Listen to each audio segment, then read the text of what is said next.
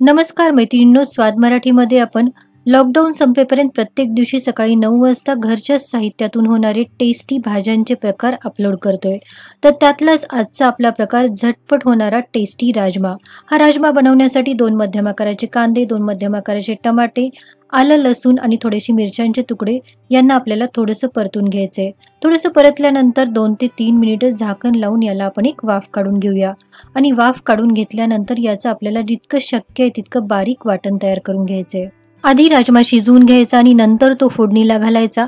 असं करण्याच्या ऐवजी कमी वेळेमध्ये आपण डायरेक्ट कुकरमध्येच ही भाजी करणार आहोत. तर कुकरमध्ये 2 टेबलस्पून तेल, या तेलामध्ये जिरं मोहरीची खमंग फोडणी, त्यामध्ये थोडासा हिंग आणि त्यामध्ये खड्या मसाल्यामध्ये आपण थोडीशी दालचिनी आणि काही तेजपत्ते घालून घेऊया.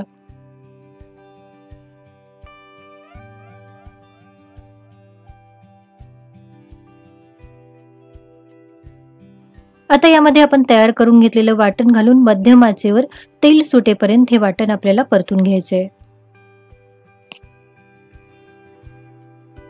या वाटणाला थोडंसं तेल सुटत आलं की त्यामध्ये 1 चमचा जिरेपूड, 1 चमचा धनेपूड, 1 चमचा लाल तिखट, गरम मसाला किंवा किचन किंग मसाला, त्याचप्रमाणे थोडीशी हळद आणि कसुरी मेथी घालून आपल्याला थोडंसं परतून घ्यायचंय.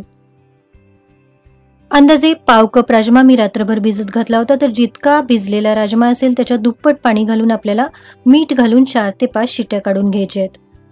हा राजमा शिजला पाहिजे पण तो ओव्हर कुक नाही झाला पाहिजे, म्हणजे राजमा फुटला नाही पाहिजे. तर 4 ते 5 शिट्ट्यामध्ये राजमा व्यवस्थित शिजला जातो.